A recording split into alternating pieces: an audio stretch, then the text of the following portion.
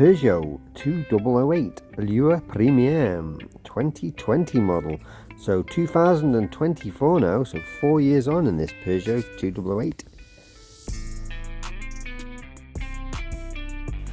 So yeah, this is 2024 and we're now 4 years on in my little red Peugeot, and I just thought I'd give you my kind of thoughts and feelings about it. Just a bit of a show and tell. It's been a nice car, to be fair. It's been a reliable car. That's what I'll start off with first. I've had no problems with it at all since I bought it, and I like a lot of the features, like this here where the seals are covered by the bottom trim. Obviously it's got a few positives and it's got a few negatives, and one of the big negatives being potentially it is a wet belt car, so it is a PureTech engine. So if you don't know about what a PureTech engine is, I would research that before you make a purchase into this car. But that aside, because that's a whole different video, inside it's a lovely car, very well put together, everything's screwed down well, no rattles or annoying squeaks as you're driving down the road. Everything feels well screwed together, quite refined, quite premium, quite plush. Previous car was a Citroen. Obviously Citroen Peugeot are very similar, and the quality is completely different. Lots of toys and gadgets on this car, as one of the features you'll see here, where actually the car can steer itself on the motorway and just bring you in if you're going to kind of go over the lines. It's nice on very long runs, which does make them a lot more enjoyable and a lot more easier to drive, with all the various features like cruise control, lane assist and various things like that. But all these kind of things you can research off the model history and the trim spec on the internet. But for me, the purpose of this video is to share my experience of this Peugeot 2008 Allure Premium. It wasn't cheap. It was quite an expensive car, probably one of the most expensive cars I had.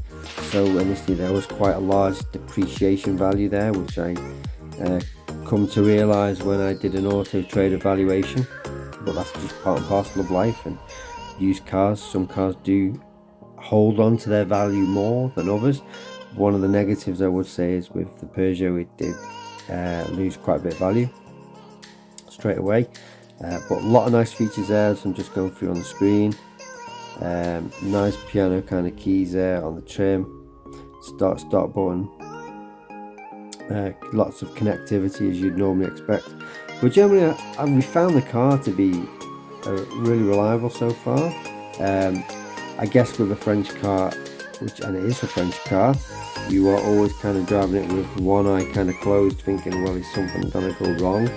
And genuinely no, it's been absolutely fine. It's been utterly reliable for us. Some of the positive features that immediately come to mind is it's quite fuel efficient. Generally, if I was doing around town, I'd be looking at very high 30s. If I was on a motorway, then I'd be looking at least mid 50s. If I was on the motorway really chilling out, about 55, 60, then I would be looking at high 50s.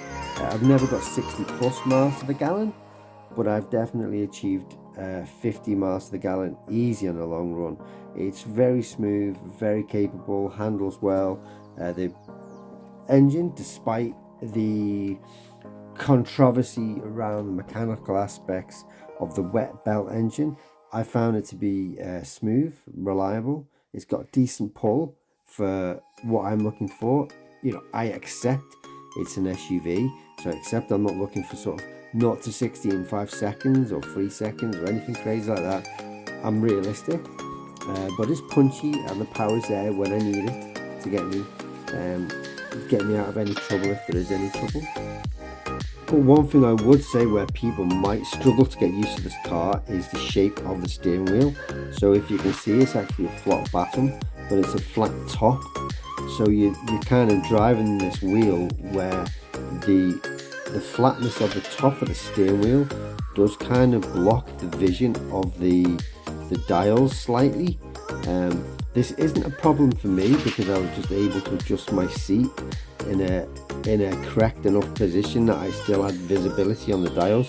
But I have read on some of the forums that a lot of people have struggled due to their particular height.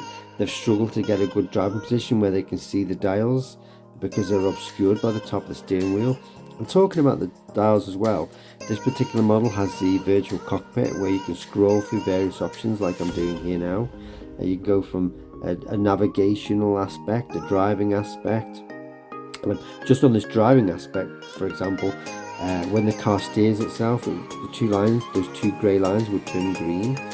And you can change the different modes, so you can go to a simple mode, a more in-depth mode, and you can personalize the modes as well if you want to see your fuel efficiency. So it's really customizable.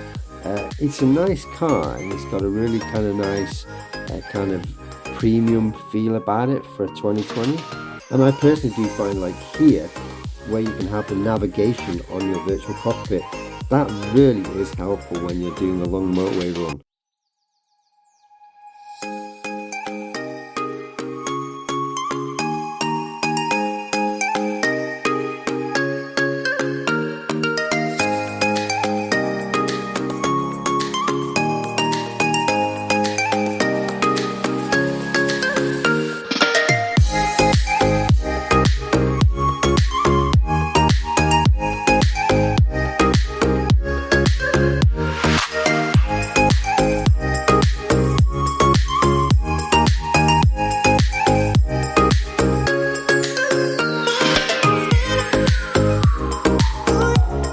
So as always, thanks for watching our short little video of our Peugeot 2008 Allure Premium, and I hope it inspires you to maybe buy one.